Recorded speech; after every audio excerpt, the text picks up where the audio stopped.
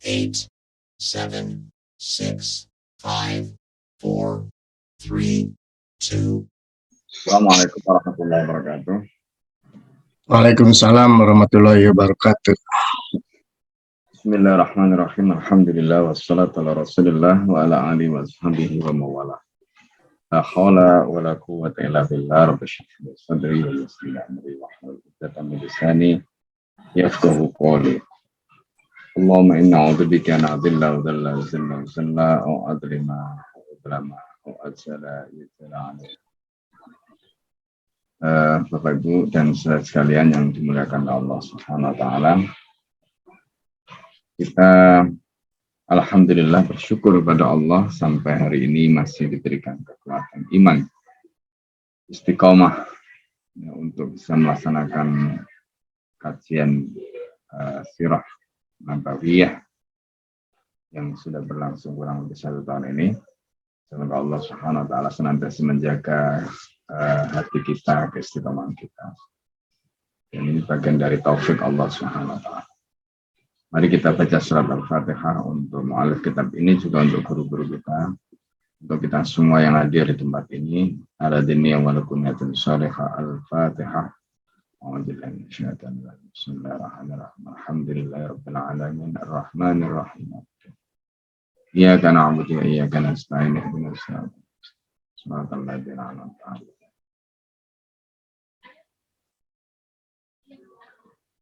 Baik ya. Silakan, kita akan lanjutkan di halaman 162 ya, tentang ketabahan menderita luka dan sakit demi dakwah. Silakan Pak Yana.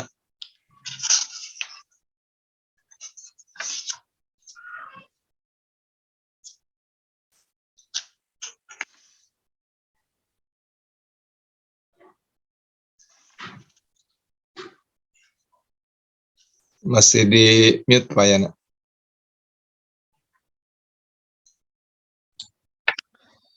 Ketabahan menderita luka dan sakit demi dakwah. Ibnu Ishaq meriwayatkan dari Abu Sa'ib bahwa seorang lelaki dari Bani al-Ashhal menceritakan, aku ikut perang dalam Uhud bersama Rasulullah dan seorang saudaraku. Kemudian kami pulang dalam keadaan luka-luka. Ketika penyeru Rasulullah menyerukan untuk keluar mengejar musuh, aku berkata pada saudaraku, atau dia yang berkata kepadaku, apakah kita akan melewati satu perang bersama Rasulullah? Demi Allah, kita tidak punya kendaraan yang bisa ditunggangi, dan kita hanyalah korban luka yang lambat bergerak. Akhirnya kami keluar juga menyertai Rasulullah. Lukaku lebih ringan daripada saudaraku. Maka ialah terkadang aku menggendongnya dan terkadang ia berjalan sendiri sampai kami tiba di tempat pemberhentian kaum muslimin. Ibnu Sa'ad meriwayatkan dari Al-Waqidi bahwa Abdullah bin Sal dan saudaranya Rafi bin Sa'al pernah ke Hamrah Al-Asad dalam keadaan terluka. Mereka saling menggendong berganti-gantian dan mereka juga tidak punya hewan tunggangan. Ibnu Ishaq meriwayatkan dari para tetua Bani Salimah bahwa Amr bin Jamuh adalah seorang lelaki yang parah pincangnya. Amr bin Jamuh memiliki 4 anak lelaki yang pemberani laksana singa dan ikut serta berbagai peristiwa bersama Rasulullah. Pada saat terjadi perang Uhud, mereka bermaksud menahan sang ayah dan mengatakan, sesungguhnya Allah memberikan keringanan untuk tidak menyertai kami. Menghadap Rasulullah dan mengadu, anak-anakku hendak menahanku ikut perang, dengan alasan ini melarangku pergi bersama Anda. Demi Allah, aku benar-benar berharap untuk menginjak surga dengan kepincanganku ini. Rasulullah menjawab, mengenai engkau, Allah telah memberikan keringanan kepadamu sehingga tidak ada kewajiban jihad bagimu. Kemudian beliau berpaling kepada anak-anak Ambir Jamuh, kalian tidak berhak menghalanginya, sebab barangkali Allah mengaruniai kesahidan kepadanya. Kemudian menyertai Rasulullah dan gugur dalam perang Uhud. Ya. Bagaimana sahabat meninggalkan tanah air? Sudah sampai situ dulu, Pak. Itu sudah lain. Jadi Bapak-Ibu sekalian yang dimuliakan Allah, yang pertama terkait dengan bab yang kita bahas sekarang, yaitu ketabahan di dalam menderita luka dan sakit demi dakwah. Jadi ini adalah terkait dengan peristiwa perang Uhud. Jadi di dalam riwayat ini disebutkan sebagaimana yang dituturkan oleh Ibnu Ishaq ya, dari Abu Sa'id, seorang laki-laki dari Bani Abdul Ashal. Bani Abdul Ashal ini Bani yang sangat kuat di Madinah ya. Jadi Bani Abdul Ashal ini sebelumnya diislamkan oleh seorang sahabat Rasulullah SAW yang bernama Sa'ad bin Mu'ad. Jadi Bani Abdul Ashal ini masuk Islamnya setelah Sa'ad bin Mu'ad memulai Islam.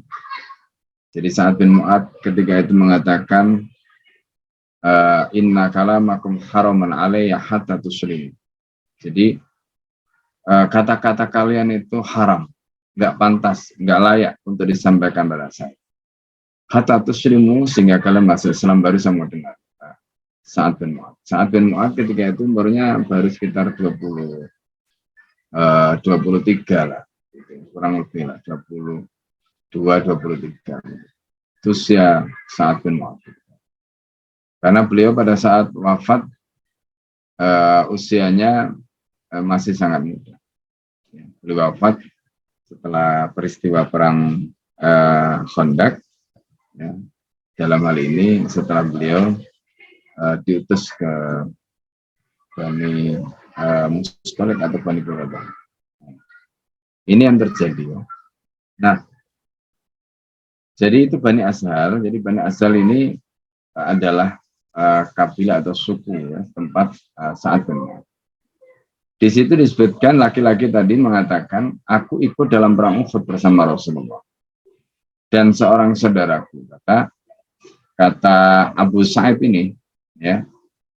Jadi ketika seorang laki-laki dari Bani Ashal tadi menceritakan ya terkait dengan riwayat. Nah, di sini disebutkan kami pulang dalam keadaan luka. Pada saat perang Uhud memang banyak yang terluka karena posisi kaum muslimin pada waktu itu mengalami pukulan telak setelah pengkhianatan pasukan panah yang ada di Jabal Rumat.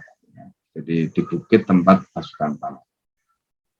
Nah, di sini disebutkan ketika penyuruh Rasulullah menyuruhkan untuk keluar mengejar musuh. Ini peristiwa Khamr al-Asad. Aku berkata kepada saudaraku, atau dia yang berkata kepadaku, apakah kita akan melewatkan satu perang bersama Rasulullah, katanya. Karena waktu itu strateginya begini. Jadi perlu dicatat ya, perang Uhud itu bisa dikatakan perang yang tidak menghasilkan siapa pemenangnya dan siapa yang kalah. Itu perang Uhud. Nah, ini analisisnya. Nah, itu yang disebutkan oleh Al-Allamah Profesor Dr. Waskol Aji di dalam kitabnya Dirasat Tahlili al-Syakhsiyat Rasul. Itu disebutkan. Nah, kenapa disebutkan bahwa perang ya Uhud ini tidak menghasilkan pemenang? Karena pada waktu itu satu ya, tidak ada tawanan perang yang ditawan, kemudian tidak ada istilahnya pembagian ghanimah. Bahwa terjadi pembagian ghanimah pada saat di lapangan atau pada saat dalam pertempuran itu memang iya, bukan pembagian, lebih tepatnya itu perebutan, terutama ketika pasukan panah yang ada di atas tadi melihat di bawah itu mereka mendapatkan rampasan perang gitu. Tapi tidak ada istilah pembagian yang dilakukan oleh Rasulullah sebagaimana dalam perang Hunain. Gitu. Nah, kemudian ada korban, betul, ya, di antara kedua belah, ya itu ada korban. Nah, jadi dari fakta-fakta itu menunjukkan bahwa perang Uhud ini sebenarnya belum jelas siapa pemenang. Kalau kemudian kaum muslimin dikatakan dalam posisi kalah, sebenarnya tidak tepat juga. Bahwa memang ada beberapa korban dari kalangan kaum muslimin, dan posisi kaum muslimin memang terpukul, termasuk Rasulullah sendiri kemudian mundur, ya.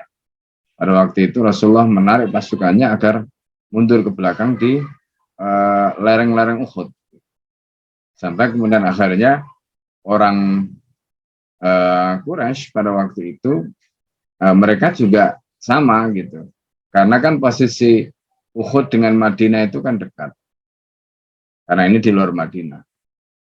Mereka itu juga khawatir kalau nanti kaum muslimin dari Madinah itu datang ke situ. Karena jumlah kaum muslimin yang ikut dalam perang Uhud itu kan tidak banyak. Karena sebelumnya kurang lebih sekitar 1.000, tapi kemudian digembosi oleh Abdullah bin Ubay. Ya.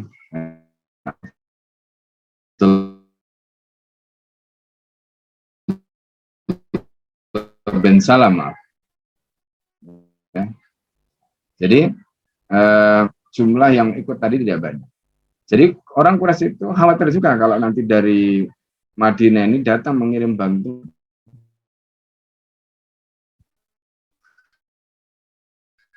Nah, dalam situasi seperti itu, maka Rasulullah SAW memerintah, dan ini strategi Nabi, gitu, supaya ketika kembali ke Madinah itu dalam keadaan bukan sebagai pecundang, bukan sebagai pihak yang kalah perang. Gitu. Jadi pilihan bagi Nabi itu ada dua, kembali ke Madinah dalam kondisi mental kalah, atau dengan konsekuensi nanti ketika mereka kembali ke Madinah itu pasukan Quraisy yang mereka di Uhud tadi itu bisa jadi mereka akan balik menyerang ke Madinah dengan memanfaatkan kondisi kaum muslimin yang terluka. Nah, kemungkinan yang kedua, nah ini yang kemudian dilakukan Rasulullah. Ya. Rasulullah dan para pasukannya itu, jadi yang kondisinya itu katakanlah parah-parah, mereka di recovery, sementara yang kondisinya masih memungkinkan, ini diajak oleh Rasulullah SAW untuk ngejar pasukan kaum Quraisy. Nah, pertanyaannya kemudian, kenapa dalam kondisi seperti itu kemudian Rasulullah masih mengejar mereka? Karena ada kemungkinan orang Quraisy tadi itu kalau seandainya tidak dikejar, maka kemungkinan mereka akan ke Madinah. Maka Rasulullah itu menerapkan strategi yang kedua ini. Jadi Rasulullah SAW ingin memastikan mereka betul-betul sudah meninggalkan Madinah, tidak akan kembali lagi. Berarti konsekuensinya Rasulullah harus menghimpun kekuatan untuk mengejar mereka. Dan itulah yang kemudian terjadi tadi di Khamr al-Asad itu. Yang kedua, konsekuensi dari apa namanya tindakan yang dilakukan Rasulullah itu juga jelas, ya, dan ini yang dilakukan Nabi itu semuanya terukur. Sehingga ketika Rasulullah menang, artinya ketika di Khamr al-Asad tadi itu orang-orang Quraisy itu lari, berarti kan Rasulullah bisa memastikan dua. Pertama, musuh tidak akan menyerang Madinah, ya, dalam kondisi mereka istilahnya itu dalam kondisi yang terluka, dalam kondisi yang payah tadi itu. Nah, kemungkinan kedua adalah Rasulullah kembali, ya, ke Madinah itu dalam keadaan membawa mental sebagai pemenang, meskipun tidak bisa dikatakan 100%, tapi setidaknya ketika mereka ditanya bahwa mereka tidak kalah karena mereka telah berhasil mengejar kaum kafir Quraisy di Khamr al-Asad tadi itu mengobati psikologi mereka bahwa mereka ini yang dikatakan kalah dalam perang Uhud tadi itu nggak terjadi. Nah, dari faktor-faktor itulah maka kemudian Rasulullah mengambil tindakan yang kedua ini. Nah, ini yang terjadi. Nah, ketika Rasulullah mengambil tindakan yang seperti itu, maka di kalangan pasukan tadi termasuk yang dikisahkan di sini adalah kisah tentang apa namanya sahabat Amr bin Jamuh tadi, gitu, ya. Nah, di sini disebutkan dari eh, pilihan mereka itu kan dalam kondisi terluka, apakah mereka ikut, ya, ataukah mereka sudah recovery di situ atau pulang ke Madinah. Nah, rupanya mental mereka ini adalah mental pemenang, mental mereka ini mental berjuang. Jadi sampai dalam dialog tadi dikatakan, jadi apakah kita akan melewatkan satu perang bersama Rasulullah, demi Allah kita tidak akan punya kendaraan yang bisa ditunggangi, dan kita hanyalah korban luka yang lambat bergerak. Jadi kalau kan nggak ada tunggangan, berarti harus jalan, sementara kita luka. Jadi akhirnya, Masya Allah ya, ini yang menarik. Jadi mereka menahan lukanya tadi. Ya, di sini disebutkan kami keluar juga menyertai Rasulullah, lukaku lebih ringan daripada saudaraku. Maka bila ia lelah, terkadang aku menggendongnya dan terkadang ia berjalan sendiri sampai kami ya tiba di tempat perhentian kaum muslimin. Nah, di sini disebutkan ya terkait dengan peristiwa di Hamra al-Asad itu. Jadi dalam riwayat yang lain ada Abdullah bin Sahal dan saudaranya Rafiq bin Sahal ya. Pergi ke Hamra al-Asad dalam keadaan terluka seperti yang tadi ceritakan. Mereka saling menggendong bergantian, ganti-ganti, dan mereka tidak punya hewan tunggangan. Nah, ini menunjukkan himmah mereka yang luar biasa dalam kondisi seperti itu. Ya.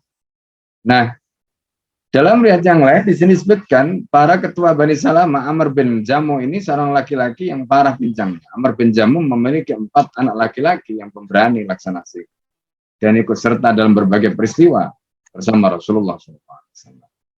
Nah, pada saat terjadi perang Uhud, mereka ini bermaksud menahan sang ayah dan mengatakan sesungguhnya Allah memberimu keringanan untuk tidak menyertai. Ini kata Rasulullah SAW. Tapi apa yang terjadi? Ya, Amr menghadap Rasul dan mengadu, anak-anakku ini tidak menahanku ikut berperang dengan alasan ini dan melarangku pergi bersama Anda ya Rasul. Kemudian kata beliau, demi Allah, aku benar-benar berharap untuk menginjak surga dengan kepincanganku ini. Subhanallah. Nah, ini. Jadi ini makanya penting ya. Kita itu begini. Kalau kita itu berpikirnya hanya melihat sekarang, nah ini kesalahan orang ya. Maka apa yang kita lakukan itu seringkali mendatangkan kebosanan, kelelahan dan sebagainya. Pada saat kita hanya berpikir sekarang, maka kemudian kita akan mengatakan ya sudah. Kita seringkali mencari udzur, mencari alasan, mencari ini, pembenaran dan sebagainya. Tapi ingat, ketika kita berpikir fokus jauh ke depan, nah ini namanya kita harus memulai sesuatu itu bukan dari permulaan tapi dari akhir. Ya, jadi itu namanya berpikir itu dimulai dari akhir. Apa artinya? Jadi kita itu kalau ingin seperti sahabat tadi masuk surga, mendapatkan jannah, itu kan berpikir ujung dari semua kehidupan ini itu kesana.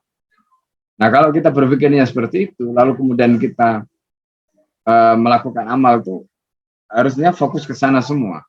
Ya, seperti sahabat tadi. Ada situasi-situasi di tengah perjalanan tadi itu yang tidak mengenakan, seperti sakit, seperti luka, seperti pincang, nggak punya duit, susah ini itu macam-macam fitnah ini itu. Kalau kita itu pikirannya tetap di akhir tadi, di ujung tadi, maka sebenarnya ujian-ujian atau ibarat terpaan-terpaan yang menerpa di dalam perjalanan tadi itu kita abaikan. Ya, lelah, letih kita, ya seperti sekarang misalnya, ya kita lelah, letih, macam-macam itu kita abaikan semua. Kenapa? Karena kita punya tujuan di akhir tadi itu. Nah, ini yang membuat kita akhirnya punya kekuatan. Jadi kita punya kekuatan. Nah, itulah yang dimiliki oleh para sahabat. Jadi ujung dari semuanya itu adalah kehidupan akhirat. Ujung dari semuanya itu adalah jannah. Ujung dari semuanya itu adalah bagaimana semua mereka itu selamat dunia akhirat. Nah, itu membuat mereka kemudian bisa bertahan, membuat mereka itu kemudian bisa istiqomah, membuat mereka itu sakit, susah, macam-macam, semua mereka abaikan.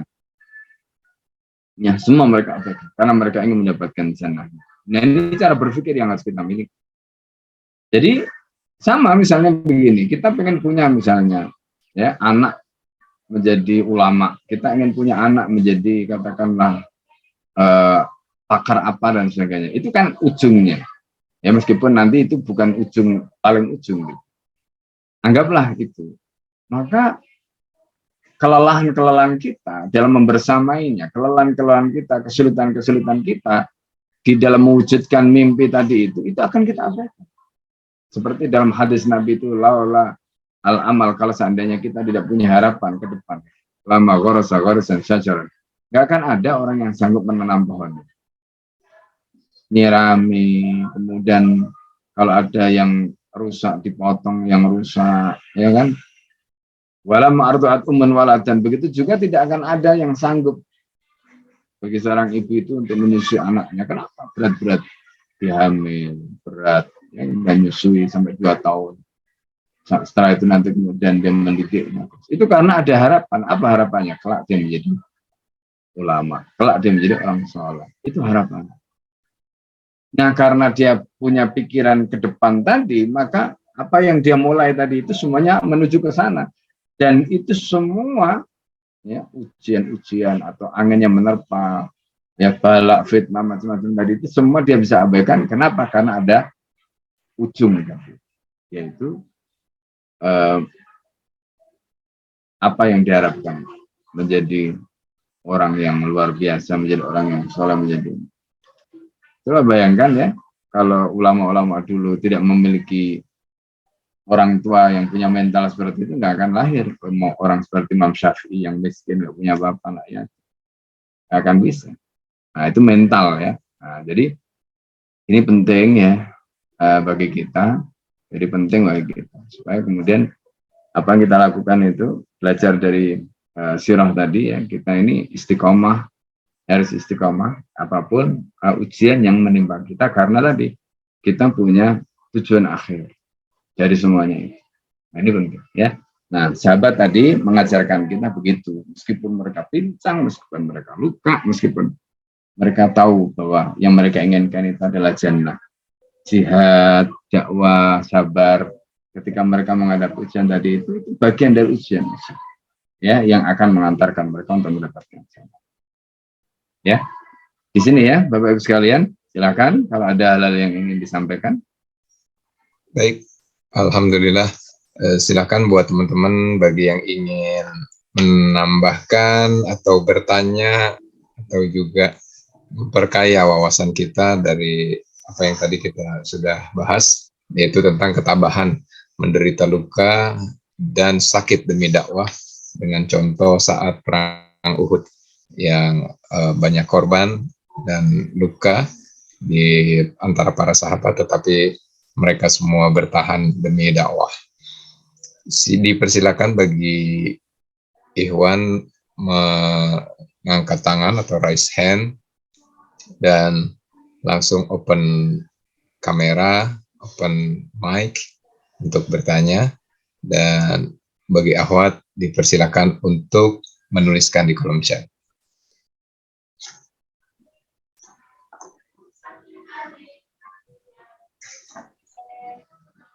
Jika belum ada pertanyaan, saya akan bacakan kata-kata lanjutannya di halaman 163, dan nanti insya Allah mungkin bagi yang sudah siap juga untuk mengambil kesempatan pahala membaca, insya Allah silahkan juga untuk raise hand. Oke, bismillah, saya lanjutkan. Bagaimana sahabat meninggalkan tanah air mereka, padahal meninggalkan tanah air itu terasa berat di hati. Mereka tak lagi kembali ke tanah air sampai mati. Bagaimana hijrah bisa lebih mereka sukai daripada dunia dan perhiasannya? Bagaimana mereka lebih mendahulukan agama daripada dunia, sehingga tidak peduli kehilangan dunia dan tidak menghiraukan fananya dunia? Bagaimana mereka rela berpindah-pindah dari satu negeri ke negeri lainnya demi menjaga agama dari fitnah, seakan-akan mereka tercipta untuk akhirat, dan mereka adalah anak akhirat, sehingga dunia seakan tercipta untuk mereka. Baik, kita akan masuk ke bab berikutnya. Jika memang sampai saat ini tidak ada yang bertanya ataupun juga yang akan menambahkan.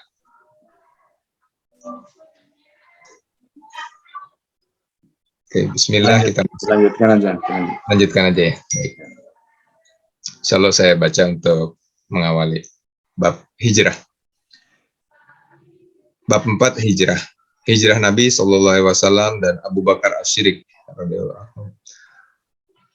At-Tabrani meriwayatkan dari Urwah secara mursal bahwa usai musim haji, Rasulullah masih tinggal selama sisa bulan Zulhijjah, Muharram, dan Safar. Orang musyrik telah menyepakati sebuah makar keji begitu mendengar rencana hijrah Rasulullah SAW. Mereka tahu bahwa Allah telah memberi tempat tinggal dan perlindungan untuknya di Madinah. Mereka juga mendengar tentang keislaman kaum Ansor di Madinah dan Muhajirin yang bergabung dengan mereka. Mereka sepakatilah untuk menangkap Rasulullah SAW lalu menawannya atau membunuhnya atau menyeretnya. Amr bin Khalid ragu-ragu atau mengusirnya atau membelenggunya. Kemudian Allah memberitahukan rencana makar mereka dalam firman-Nya. Wa iz yamkuru bikal ladzina kafaru liyushbituka au yaqtuluka au yukhrijuka wa yamkuruna wa yamkurullah wallahu khairul makirin. Dan ingatlah ketika orang kafir Quraisy memikirkan daya upaya terhadapmu untuk menangkap dan memenjarakanmu atau membunuhmu atau mengusirmu, mereka memikirkan tipu daya dan Allah menggagalkan tipu daya itu. Dan Allah sebaik-baik pembalas tipu daya. Quran Surat Al-Anfal ayat 30.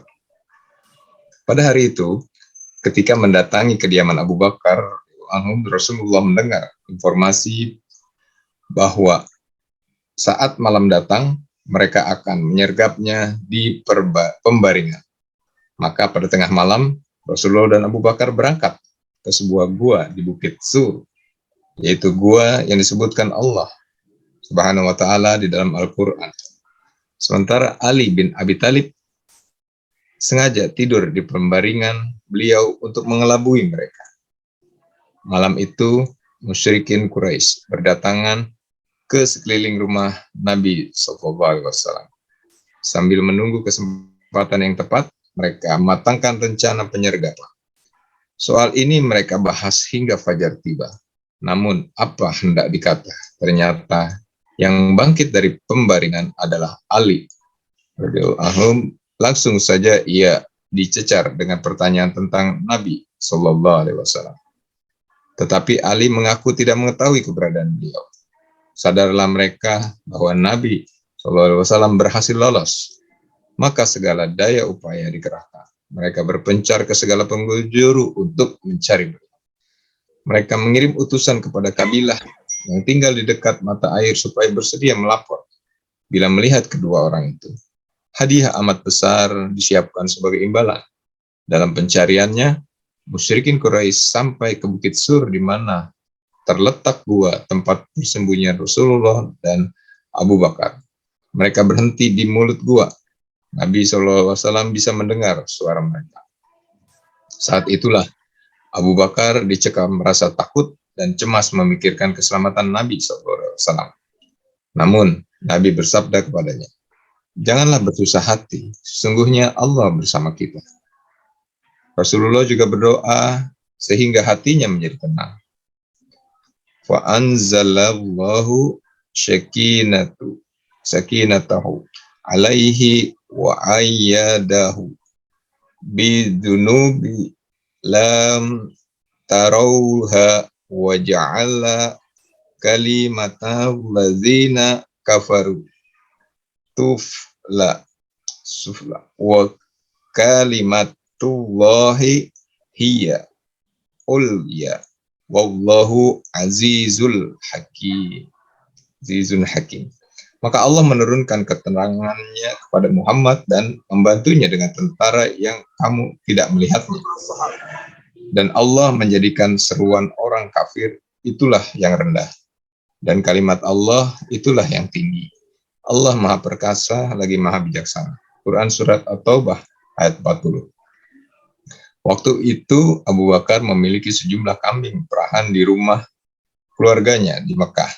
Ia menyerahkan pemeliharaan ternaknya itu kepada mantan budaknya Amir bin Fuhairah yang dikenal amanah lagi baik keislamannya.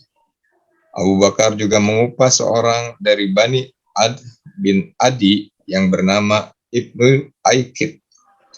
Ia adalah sekutu Quraisy dari Bani Syam. Dari Bani Al-As bin Wa'il, orang Bani Adi itu masih musyrik. Perannya di sini adalah sebagai petunjuk jalan. Adapun Abdullah putra Abu Bakar berusaha mengumpulkan informasi tentang rencana Quraisy terhadap Rasulullah, lalu melaporkannya kepada Rasulullah dan Abu Bakar pada malam harinya. Apabila Abdullah pulang dari goa, Amir bin Fuhairah juga datang bersama kambing gembalanya.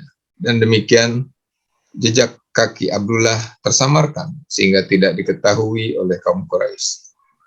Setiap malam, Amir bin Fuhairah menggiring kambing-kambing tersebut ke gua Sur supaya kedua orang itu bisa memerah susunya dan menyembelih sebagiannya.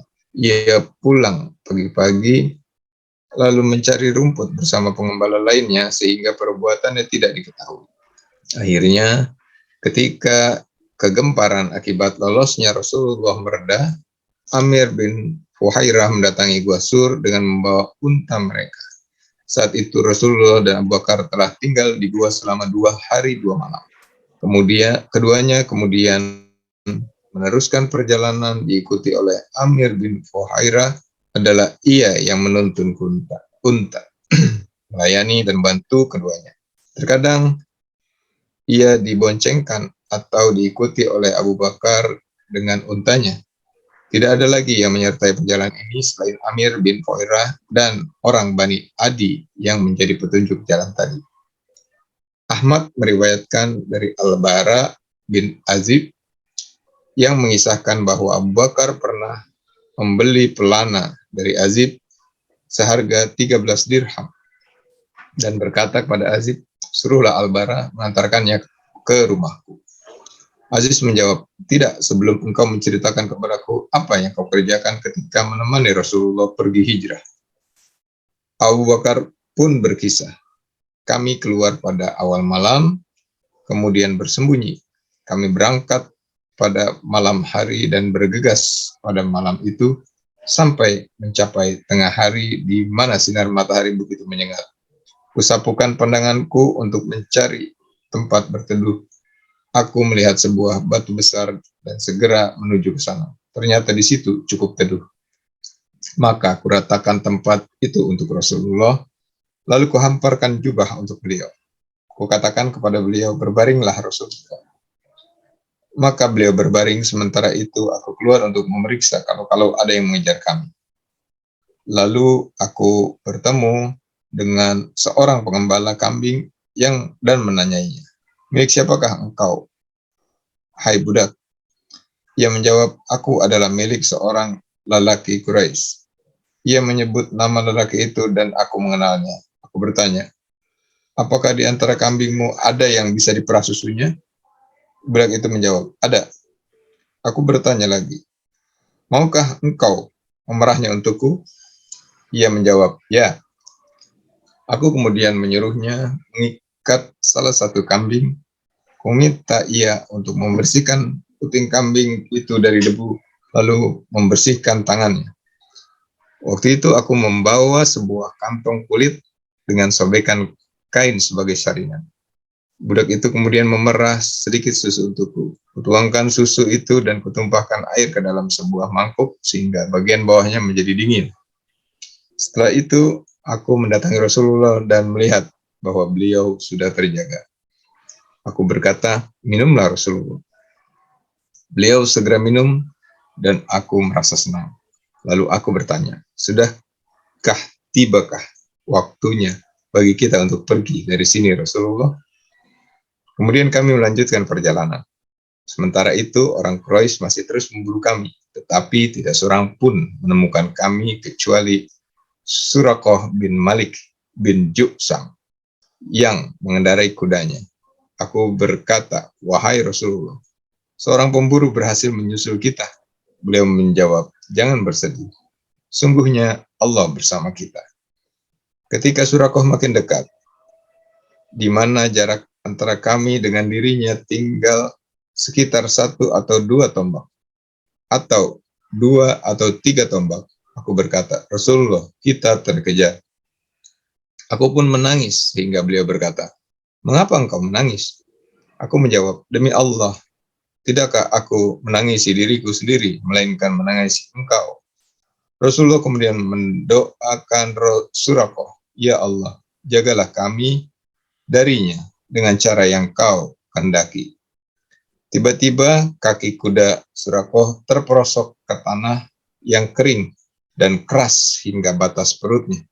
Surakoh melompat dari punggungnya dan berkata, hai Muhammad, aku tahu bahwa ini adalah akibat perbuatanmu. Maka berdoalah kepada Allah supaya menyelamatkan diriku dari apa yang kualami ini. Demi Allah, aku akan mengelabui orang yang mengejarmu di belakangku. Ini selongsong panahku, ambillah sebatang. Engkau akan melewati kawanan kambing dan untaku di tempat ini, dan itu maka ambillah sebanyak yang kau butuhkan. Rasulullah SAW menjawab, aku tidak memerlukannya. Kemudian Rasulullah berdoa, dan Surakoh pun terbebas dari masalah itu. Lalu ia kembali kepada kawannya. Sudah itu, Rasulullah melanjutkan perjalanan bersamaku sampai kami tiba di Madinah dan disambut orang banyak. Mereka keluar ke jalan dan ke lantai atap rumah mereka. Para pelayan dan anak kecil memenuhi jalanan seraya berseru, Allahu Akbar. Rasulullah telah tiba, Muhammad SAW telah tiba. Orang mulai berdebat, di mana Rasulullah akan singgah. Rasulullah bersabda, malam ini aku akan singgah di rumah Bani Najjar yang merupakan para paman Abdul Muttalib dari pihak ibu sebagai penghormatan bagi mereka. Esok paginya Rasulullah pergi ke tempat di mana beliau diperintahkan. Hadis serupa diriwayatkan oleh Bukhari dan Muslim dengan sahihnya sebagaimana dituturkan dalam Al-Bidayah. Ahmad meriwayatkan dari Anas bin Malik, katanya, aku berlari di antara anak kecil yang berseru-seru, Muhammad telah datang. Aku terus berlari, tetapi tidak melihat apapun. Kemudian mereka berseru lagi, Muhammad telah datang. Aku berlari lagi, tetapi tidak melihat apapun. Akhirnya Rasulullah SAW dan sahabatnya Abu Bakar radhiyallahu anhu benar-benar datang. Kami bersembunyi di antara puing-puing Madinah. Kemudian kami menyuruh seorang laki dari pedesaan untuk memberitahukan kepada orang Ansor. Kedatangan Rasulullah dan Abu Bakar disambut oleh sekitar 500 orang Ansor hingga bertemu keduanya. Orang Ansor berkata, teruslah berjalan dengan aman dan ditaati. Rasulullah dan Abu Bakar berjalan di antara mereka. Penduduk Madinah keluar dari rumahnya masing-masing untuk melihat Rasulullah. Bahkan gadis perawan naik ke atap rumahnya supaya bisa melihat dengan jelas. Mereka bertanya-tanya, yang manakah beliau? Yang manakah beliau? Kami tidak pernah melihat pemandangan yang menyerupai hari ini. Aku menyaksikan hari ketika Rasulullah datang di negeri kami dan hari ketika beliau wafat.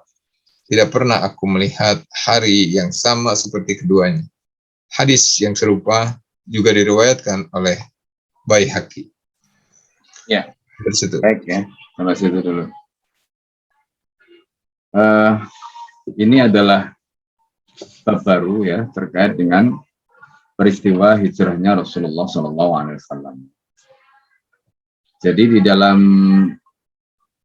pembukaan tadi itu disebutkan beberapa kalimat ya yang merupakan pertanyaan bagaimana sahabat Nabi SAW meninggalkan tanah air mereka, padahal meninggalkan tanah air itu terasa berat di dalam hati.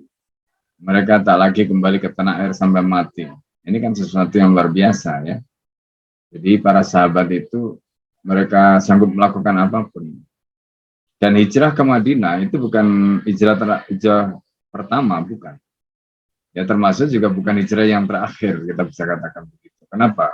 Nah, nanti hijrah yang pertama itu kita bisa lihat hijrahnya para sahabat ke Habasah ketika itu, dan di Habasah itu terjadi 2 kali hijrah. Jadi kalau kita perhatikan, hijrah ke Madinah itu adalah hijrah ketiga ya yang dilakukan para sahabat. Nah, bagaimana menghitungnya atau bagaimana mengetahuinya? Jadi pertama begini. Seperti kita tahu pada saat di Mekah, Rasulullah SAW pada saat memasuki fase dakwah yang sudah sulit ya, yaitu dalam hal ini adalah fase tafa'ul, fase berinteraksi dengan umat. Saat itu ujian yang dihadapi oleh para sahabat itu luar biasa. Nah, oleh karena itu Rasulullah memerintahkan kemudian kepada para sahabat untuk hijrah, meninggalkan Mekah. Ketika itu Madinah atau Yasrib belum ada yang masuk Islam. Jadi semuanya masih musyrik, termasuk orang Yahudi ada di sana. Nah, karena itu Rasulullah SAW tidak hijrah ke sana. Ya. Jadi para sahabat ini diperintahkan oleh Nabi untuk hijrah ke Habasah. Habasah itu di Afrika, di Ethiopia. Ya. Di mana penguasanya itu adalah Najasyi. Najasyi itu Kristen. Tapi dia baik.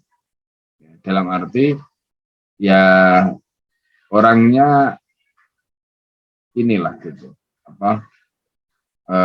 Tidak melakukan kedoliman gitu ya. Mau memberikan perlindungan gitu, apalagi tahu ketika yang mencari suaka, kalau sekarang istilahnya kan suaka politik ya. Jadi kalau kita lihat seperti misalnya negeri-negeri barat itu kan banyak yang memberikan suaka politik. Ya semacam itu, hijrah yang pertama itu. Jadi para sahabat itu seperti mencari suaka politik, mencari perlindungan, dan itu mereka peroleh pada waktu itu. Nah, di dalam hijrah ini itu nanti ada riwayat di mana mereka itu berangkat dari Mekah ketika itu naik kapal, makanya kemudian nanti ada hukum ya. Nah, jadi hukum bagaimana hukumnya laki dan perempuan naik kapal atau laki dan perempuan naik kendaraan umum gitu, dalam satu kendaraan. Seperti misalnya kalau kita sekarang berangkat haji, berangkat umroh, atau misalnya keluar kota itu kan di kendaraan itu kan campur laki perempuan gitu, kadang-kadang duduk berdampingan. Bagaimana hukumnya itu? Nah, kalau kita merujuk kepada peristiwa hijrah yang pertama tadi, maka fuqaha itu menggunakan peristiwa hijrah yang pertama di mana para sahabat saat itu mereka dari Mekah menuju ke Habasah tadi naik kapal atau naik perahu tadi, di mana di dalam kapal dan perahu itu berisi laki dan perempuan, ya. Ini yang dipakai dasar kemudian nanti, nah ini sedikit tambahan ya, dipakai dasar bahwa oh itu boleh, itu kendaraan umum ya, di mana laki dan perempuan boleh naik bersama-sama di situ. Ya. Nah ini yang perlu kita pahami sedikit sebagai tambahan saja, itu tambahan informasi. Nah setelah mereka hijrah ke Habasah, pada waktu itu Rasulullah dan para sahabat itu masih di Mekah. Ya. Kemudian ada satu peristiwa di mana ketika itu turun surat An-Najm, ya, ketika turun surat An-Najm. Jadi surat An-Najm ini menarik ya. Kenapa? Karena di bagian akhir dalam surat An-Najm itu nanti itu ada kalimat yang membuat orang kafir itu terhipnotis gitu ya. Nah, jadi membuat orang kafir itu mereka itu betul-betul terhipnotis. Nah, pada saat dari jumlah totalnya ya, surat An-Najm itu ada 62 ayat ya. Di bagian akhir, jadi wan najmi idza hawa itu bagian awal. Kemudian di bagian akhir di situ ada kalimat ya yang disebutkan oleh Allah ya. Jadi fa bi ayyi ala rabbikuma tatamara hadza nadhiru minan nuduril ula azifatil azifah laisa laha min dunillahi kasyifah. Kemudian di akhir ayat itu ya, Ini lanjutannya, afamin hadzal hadisi ta'jabun wa tadhakuna wa la tabkun wa antum samidun. Nah, kemudian fasjudu lillahi wa'budu. Nah, di situ di tanda, kalau kita baca di dalam mushafnya atau kita lihat mushafnya, itu ada tanda sujud, ya, sujud tilawah. Jadi ketika ayat ini sampai fasjudu lillahi wa'budu. Nah, sebenarnya surat An-Najm ini banyak bercerita, termasuk di situ nanti ada bagaimana kritik terhadap orang-orang kafir gitu. Innal ladzina la yu'minuna bil akhirati la yusammunal malaikata tasmiyatal unsa, di ayat 27. Orang-orang kafir atau orang-orang yang tidak beriman pada akhirat, mereka menyebut malaikat itu dengan sebutan perempuan. Wa ma lahum bimil ilmin, mereka tidak punya ilmu tentang itu. Iya tabi'una ila dzan, mereka hanya mengikuti praduga, sangkaan-sangkaan saja. Wa innal dzanna la yughni minal haqqi syai'a. Jadi sementara dzan itu tidak bisa mendatangkan sedikit pun. Kemudian di ayat itu Allah itu juga memberikan gambaran, ya, tentang jadi ada satu kalimat, ya, di sini juga disebutkan terkait dengan bagaimana Lata Uzza dibongkar di sini. Afaratumul Lata wal Uzza wa manata tsalisatal ukhra alakumuz zakar walahul unta tilka idzan qismatum diza. Inni ya illa asma'un samaitumuha antum ba'ukum ma anzalallahu biha min sultan. Itu sama, ya. Jadi kalau tadi terkait dengan malaikat, ini adalah kritik mereka karena mereka menyebut, ya, pembagian tadi, nama-nama tadi itu, ya, yang mereka tidak punya dasar, ya. Apalagi kemudian itu mereka gunakan untuk menyebut Tuhan, maka Allah mengatakan tilka idzan qismatun diza. Nah, ini kalau di dalam bahasa balaghahnya nanti dibahas panjang lebar itu ketika Allah menggunakan kata diza. Nah, itu tidak lain adalah pembagian yang zalim. Tapi Allah tidak menggunakan kata zalim. Nah, ketika ayat ini turun, ya, surat An-Najm ini turun kepada Rasulullah dan para sahabat pada waktu itu, Rasulullah membacakan utuh. Jadi mulai dari wan najmi idza hawa itu sampai ayat ke 62 tadi, baca utuh oleh Rasul. Orang-orang kafir ketika mendengarkan ayat ini dibacakan itu sampai terkesima. Sehingga ketika sampai ayat ini fasjudu lillahi wa'budu, itu mereka kemudian ikut sujud. Ya, Rasulullah sujud, mereka ikut sujud. Jadi orang-orang Quraisy itu yang mendengarkan Rasulullah membacakan ayat itu ikut sujud rame-rame, hampir ya bisa dikatakan semuanya ikut sujud. Ya, kecuali di sini disebutkan ada Abu Lahab kalau tidak salah yang hadir di majelis itu kemudian tidak ikut karena ada temannya kemudian dibully, ya, oleh Abu Lahab itu karena kenapa kok ikut sujud. Nah, jadi ketika berita tentang sujudnya orang-orang Quraisy ketika surat An-Najm ini turun dibacakan Rasulullah SAW tadi, itu sampai kepada para sahabat yang hijrah ke Habasyah. Beritanya itu berbeda dengan faktanya. Beritanya itu bahwa di Makkah itu orang-orang Quraisy berbondong-bondong masuk Islam. Apa buktinya? Karena mereka sujud bersama Rasulullah SAW. Itu beritanya. Nah, ternyata itu terjadi karena mereka terhipnotis dengan Al-Quran tadi. Ketika para sahabat di Habasyah itu mendengarkan orang-orang Quraisy ini masuk Islam, maka mereka berbondong-bondong pulang yang sebelumnya hijrah ke sana. Ini hijrah pertama, ya. Hijrah pertama. Pulang.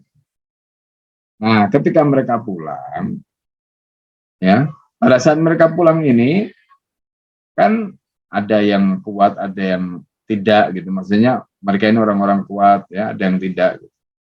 Nah, begitu tahu faktanya ternyata itu bukan orang-orang Quraisy yang masuk Islam, tapi mereka hanya terhipnotis dengan jadi sebagian, ya, sahabat-sahabat yang tadi balik ke Mekah itu karena tahu persis faktanya tidak seperti yang mereka bayangkan, ada yang kembali lagi ke Habasyah. Nah, ini yang kemudian disebut hijrah kedua. Kemudian sebagiannya lagi tetap di Mekah, mereka tidak balik lagi ke Habasyah. Nah, jadi hijrah yang pertama tadi, kemudian hijrah yang kedua itu setelah kembalinya mereka ke Mekah tadi. Nah, itu disebut hijrah yang kedua. Nah, hijrah yang ketiga itu baru peristiwa ketika Rasulullah SAW hijrah ke Madinah. Nah, kemudian kalau tadi Al-Fakir sebutkan ya, ada hijrah-hijrah berikutnya itu ketika mereka melakukan ya, seperti para sahabat kita lihat mereka tidak semuanya tinggal di Madinah. Ya, mereka melakukan di mana, kemudian mereka pindah ke situ. Ya, mereka membangun madrasah di situ, artinya mendirikan. Jadi seperti misalnya kalau kita lihat bagaimana Abu Darda, ya, masyhur itu di kalangan para qurra, ya. Jadi Abu Darda itu seperti disebutkan di dalam kitab Adabus Sami' wal Mutakallimnya Ibnu Jamaah misalnya, itu disebutkan ya, bagaimana Abu Darda itu memiliki murid ya, banyak sekali itu, kurang lebih sekitar 1000 di masjid itu. Kemudian Abu Darda mengajarkan Quran kepada mereka. Ya. Nah, di situ dibantu dengan para pembantu ya, yang untuk ngawasi dan sebagainya. Nah, itu artinya bukan di Madinah. Jadi Abu Darda tadi posisinya di luar Madinah. Ya. Nah, jadi ini gambaran ya tentang bagaimana peristiwa tadi. Tapi itulah kenapa sahabat bisa melakukan itu, meninggalkan negeri mereka. Seperti yang tadi kita sampaikan, di dalam benak mereka, di dalam pikiran mereka, dalam hati mereka itu yang ada adalah kehidupan akhirat. Jadi bagaimana mereka menyebarkan Islam, bagaimana mereka berdakwah, gitu. Itu yang mereka lakukan. Sehingga mereka tidak lagi berpikir, ya, istilahnya itu berat meninggalkan tanah air mereka, berat meninggalkan kampung halaman, berat meninggalkan tanah kelahirannya, enggak ada. Karena yang ada dalam pikiran dan hati mereka adalah bagaimana mereka membawa agama Allah ini, membawa cahaya ini disebarkan ke seluruh penjuru bumi ini. Nah, ini gambarannya ya. Nah, kemudian di kalimat itu disebutkan bagaimana hijrah ini bisa lebih mereka sukai daripada dunia dan perhiasannya tadi kita sebut. Bagaimana mereka lebih mendahulukan agama ya, daripada dunia, sehingga tak peduli kehilangan dunia dan tak meninggalkan fananya dunia. Seperti kita lihat bagaimana kisah, nanti ada kisah Suhaib Ar-Rumi meninggalkan kekayaannya di Mekah, kemudian hijrah mengikuti Rasulullah di Madinah, ya, sampai Rasul mengatakan qad aflaha Suhaib, qad aflaha Suhaib, beruntunglah Suhaib, beruntunglah Suhaib. Termasuk bagaimana mereka rela berpindah-pindah dari satu negeri ke negeri yang lain demi menjaga agama dari fitnah, seakan-akan mereka tercipta untuk akhirat. Yang kita ceritakan. Jadi hijrah yang pertama ke Habasah, kemudian hijrah yang kedua ke Habasah, kemudian hijrah yang ketiga ke Mekah, terus hijrah yang keempat, kelima, dan seterusnya. Itu mereka menyebarkan dakwah seluruh dunia. Nah, karena itu di sini disebutkan mereka itu adalah abnaul akhirah, anak-anak akhirat, ya, sehingga dunia itu seakan tercipta untuk mereka. Jadi ini penting ya. Jadi kita itu bisa menguasai dunia, ya, bukan kita dikuasai dunia. Bentuk. Artinya orang itu tidak akan bisa menguasai dunia kalau dia itu dikuasai oleh dunia. Dia akan bisa menguasai dunia kalau dunia itu tidak ada di dalam hatinya. Yang ada dalam hatinya adalah akhirat. Itu namanya abnaul akhirah. Jadi kalau dia merupakan abnaul akhirah, maka dunia itu ringan, ya, nggak dimasukkan dalam hati. Nah, ini yang harus kita pahami, gitu, ya. Nah, jadi gambarannya seperti itu ya. Jadi gambarannya seperti itu. Nah, makanya kemudian kita masuk di bab hijrah ya. Di bab hijrah, di situ disebutkan hijrah Nabi dan Abu Bakar As-Siddiq. Ini peristiwa hijrah yang tadi kita sebut hijrah yang ketiga, yaitu hijrah dari Mekah ke Madinah. Dan peristiwa hijrah Nabi SAW ke Madinah ini perlu dipahami ya. Jadi beda konteks antara hijrah Rasulullah SAW, ya, antara hijrah Rasulullah SAW dari Mekah ke Madinah dengan hijrahnya, misalnya dari para sahabat dari Mekah ke Habasah misalnya, itu berbeda, ya, beda konteks. Karena itu di dalam kitab-kitab sirah itu nanti disebutkan hijrahnya para sahabat ke Habasah itu adalah istilahnya itu infiraran bidinillah. Jadi mereka itu lari untuk menyelamatkan agama mereka. Nah, jadi lari untuk menyelamatkan. Nah, karena pada waktu itu mereka menghadapi penindasan, mereka menghadapi intimidasi, ya, mereka menghadapi berbagai macam tindakan yang biadab lah. Sehingga kalau mereka bertahan di Mekah, mereka dakwah juga susah, ya, maka kemudian mereka pindah, ya, mereka melakukan eksodus keluar. Tujuannya apa? Supaya mereka bisa menjalankan agama itu dengan leluasa. Tidak ada yang melakukan intimidasi, tidak ada yang melakukan. Ya, bisa dibayangkan ya, Kak, sekarang di Cina itu kan, di Uighur, Turkistan Timur itu kan diklaim oleh Cina sebagai wilayah Cina. Jadi sebenarnya Cina itu mengklaim itu, ya, itu setelah wilayah Turkistan tadi. Jadi kan kalau kita perhatikan itu setelah runtuhnya Khilafah Utsmani, karena Turkistan Timur itu sebenarnya adalah wilayah Turki dulu. Ya, makanya disebut Turkistan Asyarqiyah, Uighur itu. Nah, Cina ketika Turki itu kalah, ya, Khilafah Utsmani dulu kalah setelah Perang Dunia yang kedua, ya. Lalu kemudian wilayah ini diakuisisi oleh Cina, ya.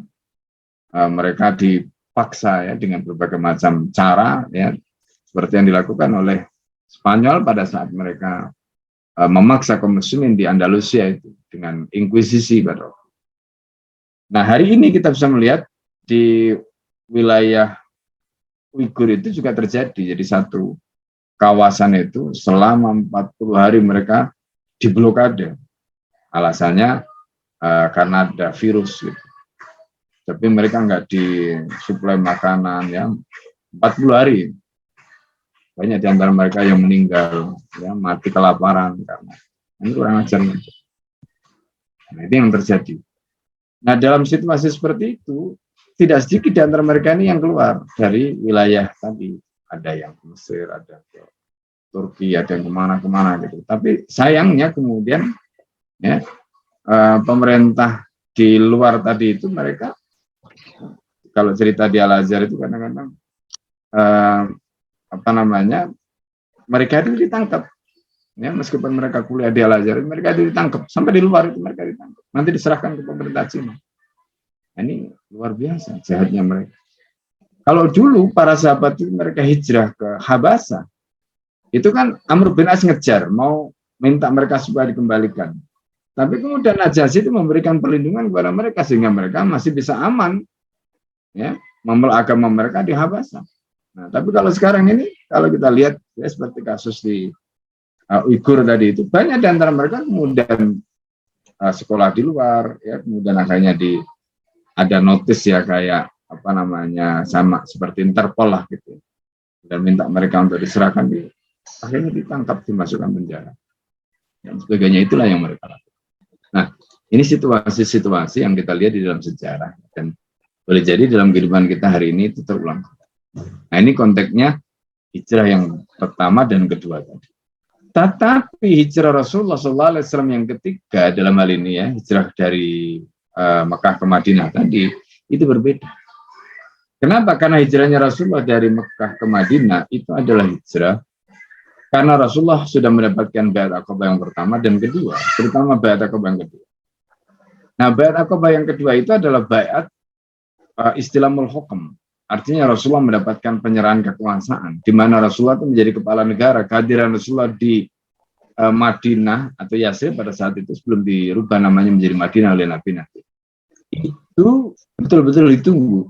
Nah, makanya nanti kita baca riwayat ini itu kelihatan itu, ya, di ujung nanti itu ditunjukkan. Nah, kemudian apa yang dilakukan Abu Bakar ketika Rasulullah SAW hendak hijrah ke Madinah? Nah, ini cerita lengkapnya tadi sudah dibaca, ya, cuma ini ringkasan saja, ya, yang bagian yang sampaikan. Jadi ketika peristiwa malam hijrah itu sebenarnya begini, sebelum Rasulullah hijrah dan Abu Bakar itu karena melihat para sahabat pada waktu itu sudah banyak yang melakukan hijrah. Abu Bakar juga ingin berangkat, tapi kata Nabi, nanti dulu Abu Bakar. Ala risilikayat. Kata Rasulullah, kamu jangan berangkat dulu. Abu Bakar sudah punya, Abu Bakar orangnya cerdas, peka. Jadi ketika Rasulullah mengatakan nanti dulu, itu Abu Bakar sudah bisa menangkap apa maksudnya. Maka Abu Bakar itu segera melakukan persiapan untuk menunggu momen ini.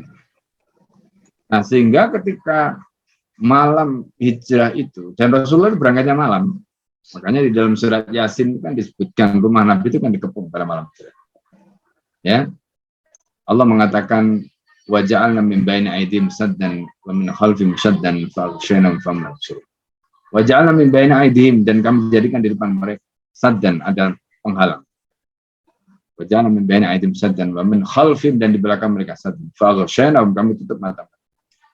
Fahum la yubsirun, mereka tidak. Jadi ketika itu Rasulullah SAW minta kepada Sayyidina Ali untuk tidur di tempat tidur. Umurnya Sayyidina Ali ketika itu kira-kira 20-an tahun. Ya, umurnya kira-kira 20-an tahun. Ya. Rasulullah saat proses hijrah itu umurnya 50-an. Jadi karena jarak antara Nabi dengan Sayyidina Ali itu, ya kalau kita lihat ya, Sayyidina Ali itu umur 20-an pada saat itu, Rasulullah itu usianya ketika itu 50-an. Ya, jadi selisih sekitar 30-an tahun. Ya, memang. Nah, pada saat Rasulullah SAW malam itu minta Sayyidina Ali, Rasulullah rumahnya sedang dikepung. Tapi bagaimana caranya rumahnya yang sedang dikepung, tapi Rasulullah bisa keluar? Nah, ini enggak ceritakan di dalam buku ini. Nah, Rasulullah perintahkan Allah untuk mengambil pasir ya. Kemudian pasir itu dilemparkan. Kalau orang Jawa bilang itu kalau lempar itu kan kayak batu ya. Jadi pasir itu kayak ditaburkan. Jadi pasir ditaburkan. Itu sebagai wasilah. Nah, ketika Allah mengatakan faghshaynahum, ya, dan kami tutup pandangan mereka, wa la yubsirun, sehingga mereka tidak bisa melihat. Itu ibaratnya seperti kesirep. Ya, seperti kesirep. Ya, kalau orang Jawa itu, ya. Nah, jadi disirep. Jadi mata mereka itu akhirnya tertidur semua. Rasulullah keluar meninggalkan rumah itu dan mereka baru bangun di pagi hari. Nah, satu hal yang menarik begini, meskipun orang Quraisy itu jahiliyah ya, tapi mereka itu beradab. Ini yang perlu dicatat. Makanya ini di antara adabnya orang Arab ya. Ini di antara adabnya orang Arab itu, Masya Allah, yang sampai hari ini tuh masih, ya, istilahnya gini ya. Jadi orang Arab jahiliyah itu meskipun mereka jahiliyah itu, tapi adabnya mereka itu tetap terjaga. Misalnya contoh ini, orang Arab itu, kalau asli ini ya, pantang bagi orang Arab itu untuk bohong. Makanya Rasulullah itu ketika diangkat menjadi Nabi itu, pertama kali yang disampaikan Nabi itu, innar ra'id la yakdzibu ahla. Seorang pemimpin, seorang laki-laki itu pantang membohongi keluarganya. Ini menjadi pelajaran juga nih bagi bapak ini ya. Jadi kalau seorang laki-laki sudah bohong pada keluarganya, sudah bohong pada istrinya, itu tidak pantas disebut laki-laki. Nah, itu kalau tradisinya orang Arab. Yang kedua, ini juga, ya, ini merupakan tradisi yang bagus ya di kalangan orang Arab. Ya, kalau yang nggak dimut-dimut ya, biar tidak mengganggu.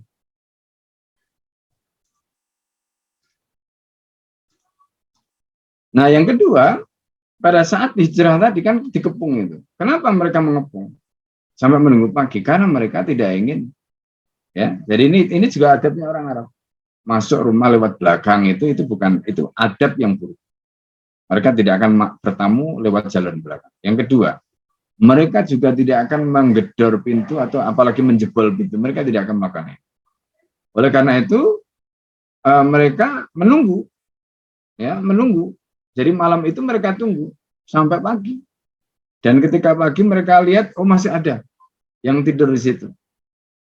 Ternyata begitu dibuka, bukan Rasulullah. Ya kan? Yang ada di tempat tidur itu adalah Sayyidina Ali yang ditugaskan oleh Nabi untuk menggantikan tempat tidurnya Rasulullah. Nah, ini terkait dengan bagaimana adabnya orang. Nah, malam itu Rasulullah SAW langsung menuju rumahnya Abu Bakar. Rasulullah mengetuk pintunya Abu Bakar, dan Abu Bakar itu tahu ketukan pintunya sampai begitu loh, sahabat itu. Ini sepertinya Nabi. Ya, ini ketukannya Rasulullah ketika Rasulullah mengetuk pintunya Abu Bakar. Jadi Bapak Ibu sekalian, kalau ingin tahu ya, nah mungkin kalau ada yang pernah ikut umroh ya, dengan Al-Fakir pernah kita jelaskan. Jadi posisi rumah Abu Bakar itu di hotel-hotel yang lama itu. Ya, posisinya itu di situ. Nah, rumah Rasulullah itu adalah sekarang itu posisinya di dekat Marwah ya, di tempat tiang ya, dekat toilet itu, situ itu, rumah Rasulullah bersama Ibunda Khadijah. Jadi dari situ Rasulullah menuju rumah Abu Bakar, malam-malam itu diketuk rumah Abu Bakar. Ketika rumah Abu Bakar diketuk, kata Abu Bakar kepada putrinya itu kelihatannya ketukan Rasulullah itu dibuka. Nah begitu dibuka Rasulullah juga kaget karena ternyata di rumah itu tidak hanya Abu Bakar, ada yang lain, khawatir nanti berita itu bocor. Tapi Abu Bakar meyakinkan pada Rasulullah. Lalu Abu Bakar bertanya kepada Rasulullah, "As-suhbah ya Rasulullah." "Ya Rasulullah, apakah aku dititahkan untuk menemanimu ya Rasulullah?" Dijawab oleh Rasulullah, "Na'am, as-suhbah ya Abu Bakar." "Betul ya Abu Bakar, engkau dititahkan untuk menemaniku." Oh, nangis sekali. Abu Bakar itu senang sekali, saking senangnya ditunjuk oleh Allah untuk menemani Rasulullah itu sampai nangis. Kata Aisyah yang ada di tempat itu, kata Aisyah, "Ra'aitu Abu Bakar yabki." Aku melihat Abu Bakar menangis, ya. "Wa ma ra'aitu yabki misla ma ra'aitu fil lailah," ya. Aku tidak pernah melihat Abu Bakar menangis seperti itu, ya, sebagaimana menangis di malam itu. Saking apa? Abu Bakar itu saking senangnya ditunjuk oleh Allah untuk menemani Rasulullah. Dan tadi kita sudah ceritakan bagaimana kecerdasan Abu Bakar. Abu Bakar itu sudah peka, ya, bahwa Rasulullah ketika mengatakan ala rislika ya Abu Bakar, nanti dulu ya Abu Bakar, jangan dicera dulu. Abu Bakar sudah menyiapkan. Jadi malam itu enggak gedebak-gedebuk itu tidak. Ya, karena waktunya pendek. Jadi semuanya sudah disiapkan, tinggal berangkat. Nah, ketika Rasulullah SAW disiapkan kudanya, disiapkan logistiknya macam-macam tadi itu oleh Rasulullah SAW, dan ini juga akhlak ya, bisa kita pelajari. Rasulullah ketika itu tidak menerima begitu saja, diganti oleh Nabi. Jadi oleh Nabi itu diganti apa yang dikeluarkan Abu Bakar sebagai modal untuk berangkat hijrah tadi, diganti oleh Rasulullah, dibayar oleh Rasulullah SAW. Rasulullah nggak mau gratisan. Nah, ini juga pelajaran bagi kita. Jadi ini menunjukkan izahnya Nabi, ya, menunjukkan Rasulullah itu, insya Allah sampai begitu. Nah, Rasulullah itu sebelumnya kan dikenal sebagai Al-Amin, orang yang sangat amanah, sehingga penduduk Mekah itu kalau zaman dulu kan nggak ada bank. Maka ketika mereka katakanlah punya keperluan untuk nabung, untuk apa itu, mereka nyimpennya ke Nabi, nitipkannya kepada Rasulullah. Nah, sebelum peristiwa hijrah ini, Rasulullah mengembalikan wadi'ah dari titipan-titipan tadi itu kepada mereka. Dikembalikan semuanya, ya, kepada mereka. Ya, meskipun Rasulullah tidak cerita kenapa dikembalikan, ya kan? Dikembalikan semua oleh Rasulullah kepada mereka. Nah, di malam itu setelah Abu Bakar, ya, dengan persiapannya tadi itu, Rasulullah dengan Abu Bakar ini segera berangkat. Tapi yang perlu dicatat di sini, ya kan, tadi kan ada peristiwa seperti Abdullah putranya Abu Bakar, kemudian Amir bin Fuhairah dan sebagainya. Ya, Amir bin Fuhairah ini adalah budaknya Abu Bakar yang disuruh untuk membawa kambing. Ya, Abdullah ini putranya Abu Bakar. Jadi yang disuruh memonitor berita gitu, jadi membawa naik kuda gitu. Ya, karena kalau tidak ya pasti akan berat, ya, karena jarak antara rumahnya Abu Bakar, rumah Rasulullah dengan Gua Thur itu kan seperti kita lihat dari ini. Perjalanan itu kurang lebih sekitar setengah jam lah dari rumah Abu Bakar ke situ. Nah, jadi ketika Abu Bakar menuju ke Madinah, itu Abu Bakar tidak singgah untuk mengisi perbekalan tadi itu dengan membawa kantong-kantong airnya. Tapi Abu Bakar langsung menuju ke Gua Thur. Tidak singgah ke tempat-tempat sumber air. Nah, kenapa Abu Bakar tidak melakukan itu bersama Rasulullah? Karena nanti kalau Abu Bakar dan Rasulullah melakukan itu pasti akan terendus. Ya kan? Dan itu kemudian terbukti. Di pagi harinya itu orang-orang kafir Quraisy itu langsung menyisir setiap tempat sumber air untuk mencari informasi kepada mereka, siapa tahu, karena mereka tahu ini akan melakukan perjalanan jauh. Kalau melakukan perjalanan jauh pasti sudah menyiapkan logistik. Dan ternyata tidak ada satupun, ya, para pemilik sumur atau pemilik sumber air tadi itu yang melihat Abu Bakar dan Rasulullah mengisi air di tempat-tempat mereka. Nah, ini strategi yang pertama. Nah, terus pertanyaannya bagaimana caranya Rasulullah dan Abu Bakar kemudian memenuhi kebutuhan atau memenuhi hajatnya. Nah, disinilah manuver atau langkah atau tindakan yang dilakukan oleh Abdullah dengan Amir bin Fuhairah tadi. Jadi tugasnya Abdullah itu menyisir jalan, melihat informasi, mengorek, ya, mencari informasi untuk disuplai kepada Nabi dan Abu Bakar. Amir bin Fuhairah itu tugasnya apa? Jadi dia ini membawa kambing banyak untuk menghapus jejaknya kudanya Abdullah. Pada saat yang sama kambingnya ini karena jumlahnya banyak, kambing ini juga digunakan oleh Nabi dan Abu Bakar untuk diminum susunya. Nah, jadi itu caranya. Ya, karena itu Rasulullah sengaja tidak singgah di tempat sumber air tadi. Nah, yang ketiga, bagaimana mereka bisa makan? Maka mereka menyembelih. Menyembelih apa? Kambing yang dibawa oleh Amir bin Fuhairah tadi. Nah, jadi ini gambarannya. Dari situ, maka semua kebutuhan Rasulullah dengan Abu Bakar tadi itu sudah terpenuhi. Sehingga Abu Bakar dan Rasulullah bisa singgah di situ selama tiga hari. Nah, kenapa menunggu 3 hari? Ya, karena ingin suasana tenang. Ya, jadi 3 hari itu secara psikologi mereka sudah kalau mau mengejar pun bayangan mereka sudah terlalu jauh. Ini strategi yang dilakukan oleh Rasulullah dan Abu Bakar.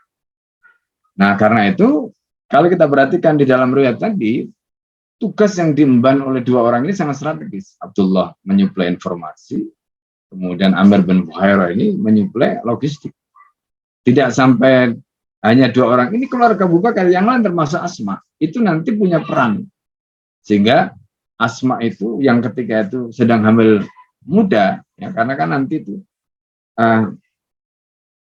anak yang dikandung oleh Asma itu nanti lahir di Kuba pada saat Asma itu 6 bulan berikutnya setelah Rasulullah sampai di Madinah, itu nanti hijrah ke Madinah, kemudian waktu itu sedang hamil, ya, dari pernikahan Asma dengan Zubair bin Awam melahirkan Abdullah bin Zubair, itu 6 bulan kemudian.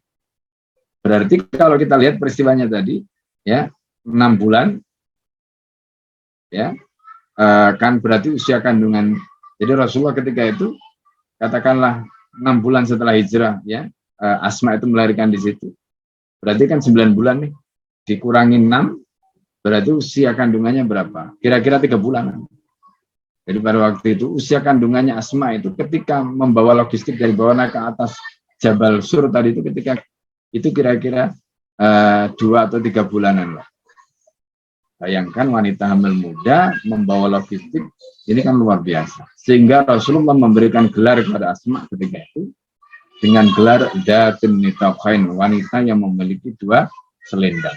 Jadi selendangnya Asma itu disobek menjadi 2 untuk dipakai, ya, diikatkan di situ untuk apa? Untuk membawa logistik ke atas, dari bawah dibakar. Ini yang dilakukan oleh Asma, putri Abu Bakar, saudaranya Sayyidah Khadijah, Sayyidah Aisyah, ya, yang ikut berjasa di dalam peristiwa hijrahnya Rasulullah SAW. Ini, ya. Nah, setelah aman tadi, ya, meskipun nanti ada peristiwa lain yang ya juga tidak kalah luar biasanya. Jadi sebelum masuk ke gua itu Abu Bakar sisir itu semua, ya kan?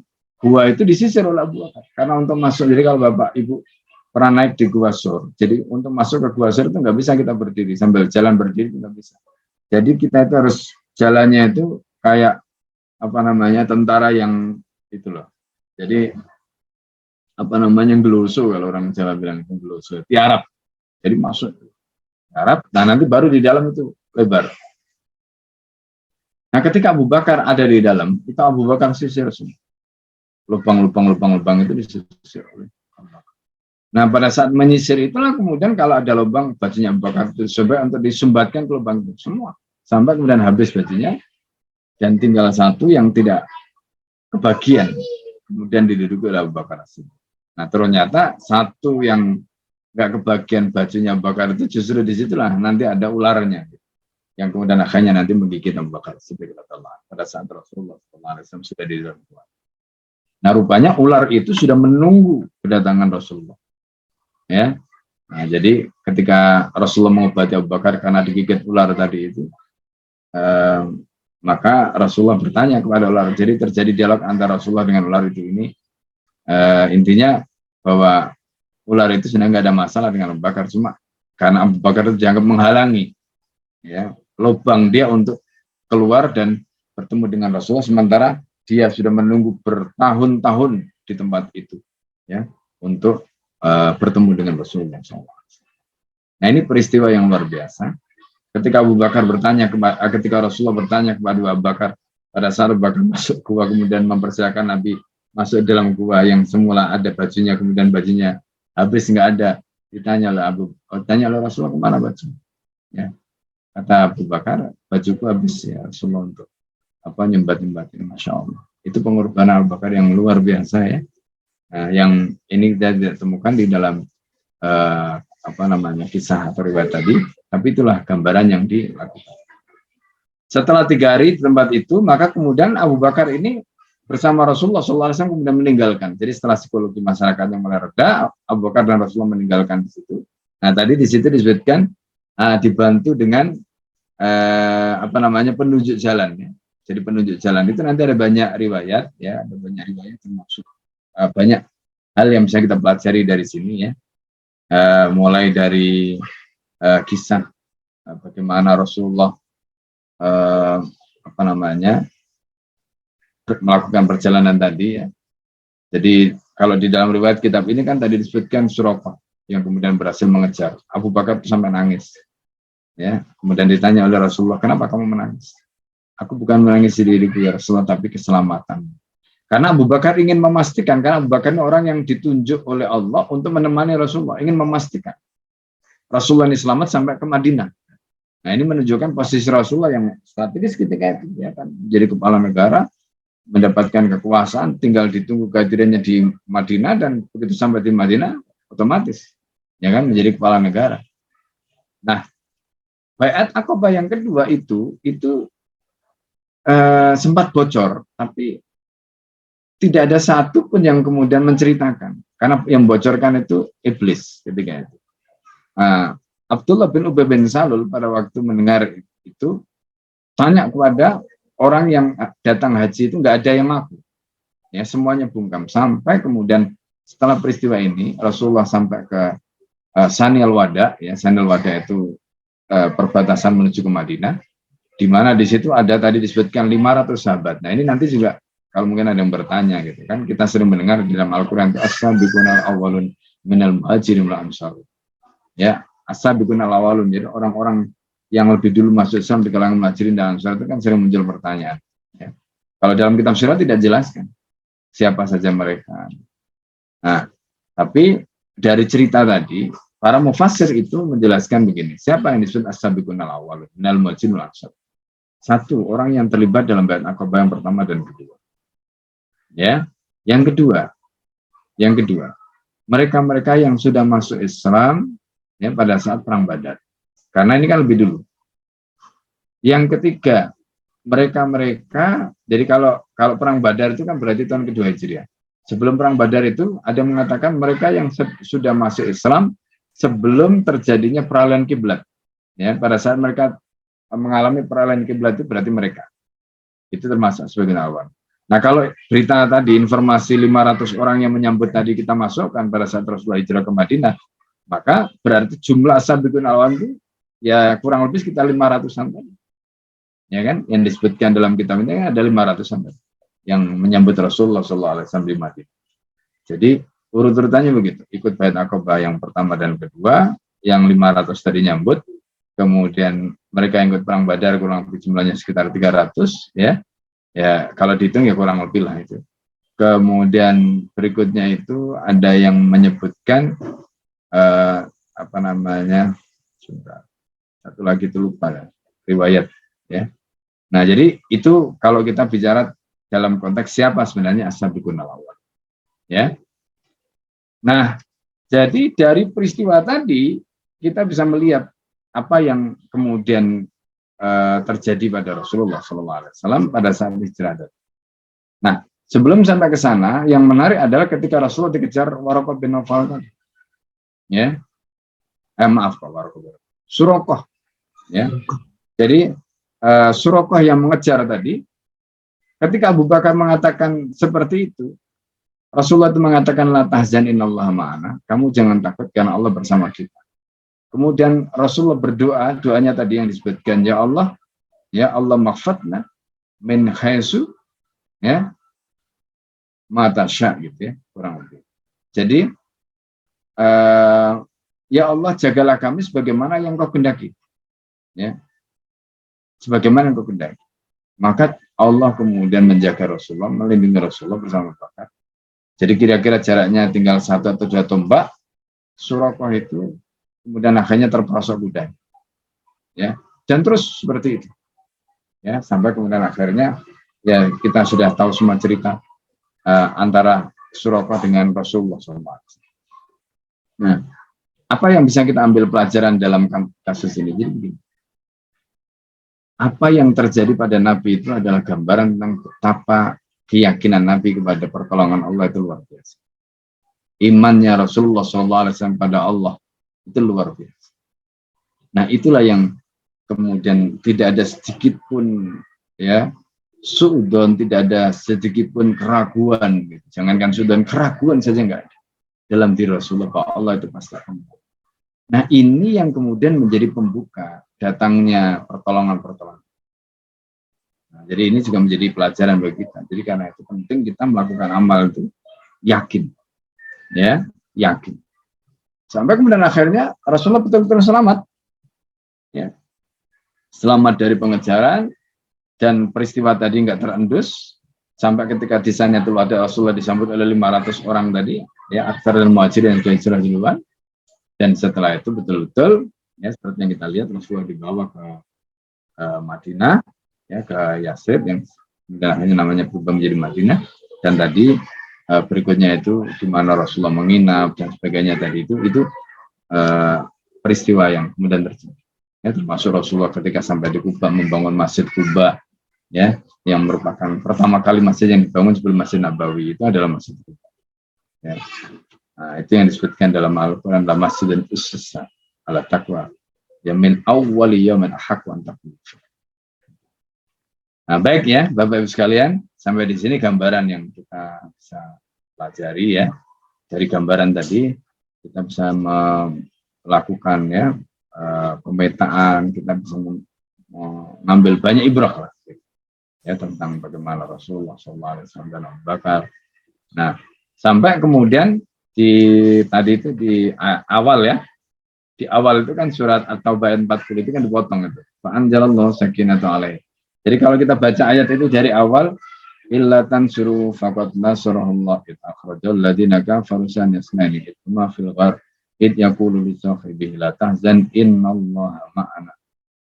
Fa anzalallahu sakinatahu alaihi wa ayyadahu bi junudin lam taraha. Itu lanjutkan sama-sama ayat itu. Nah, yang menarik di awal ayat itu Allah mengatakan illa tansuruhu, kalau kamu tidak menolongnya. Kalau kalian tidak menolongnya, masa menolong Nabi Muhammad. Faqad nasrahullah, Allah itu sudah pasti menolongnya. Ini kan peristiwa tentang hijrah. Nah, kalau kita lihat Abu Bakar itu kurang apa? Keluarganya Abu Bakar itu kurang apa? Menolong Rasulullah SAW tadi. Tapi kenapa Allah kok mengatakan ilatan suruh? Kalau sekiranya kamu tidak mau menolongnya, kalau sekiranya kamu tidak menolongnya, maka pasti Allah sudah menolongnya. Nah, ayat ini turun tahun ke-9. Setelah Rasulullah mendapatkan kemenangan besar setelah Fathu Makkah, ayat ini turun. Nah, jadi biasanya kan, nah ini yang perlu kita pahami. Ada apa di balik itu? Nah, ini ya. Jadi begini, ketika Allah menurunkan ayat ini pada tahun ke-9, ya, di mana tahun ke-9 itu adalah tahun ketika mereka sudah berada di puncak, ya, kekuasaan, ketika mereka sudah berhasil melakukan penaklukan, khususnya penaklukan kota Mekah. Ya, biasanya kan orang itu kalau dalam posisi menang kan akhirnya mereka menepuk dada.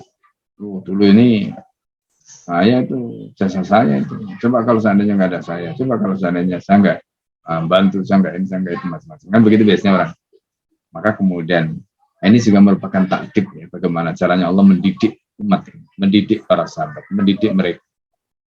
Allah mengatakan ilatan suruh, kalau kamu tidak menolong mereka pun. Jadi ibaratnya begini, kalau kamu menolong itu ya sudahlah, nggak usah ngomong-ngomong, sudahlah nggak usah pamer-pamer, sudahlah nggak usah menepuk dada. Gitu. Ya, kalau sekiranya kamu tidak menolongnya pun Allah sudah pasti akan menolongnya. Nah, gitu kira. Nah, jadi ayat ini justru mengajarkan kita ini adab ya, supaya kita itu tetap ikhlas dan melakukan amal, nggak usah menyebut-nyebut amal kita. Supaya kita tetap tawadhu ketika melakukan amal, nggak usah memamer-mamerkan dan kemudian apalagi menyombongkan ya seolah-olah orang yang paling berjasa dan sebagainya. Ini pelajaran penting yang kita bisa ambil dari sini. Baik, ya Bapak Ibu sekalian silakan. Kalau ada pertanyaan. Alhamdulillah sudah ada yang raise hand. Pak D, silahkan Pak D. Bismillahirrahmanirrahim. Assalamualaikum warahmatullahi wabarakatuh. Waalaikumsalam.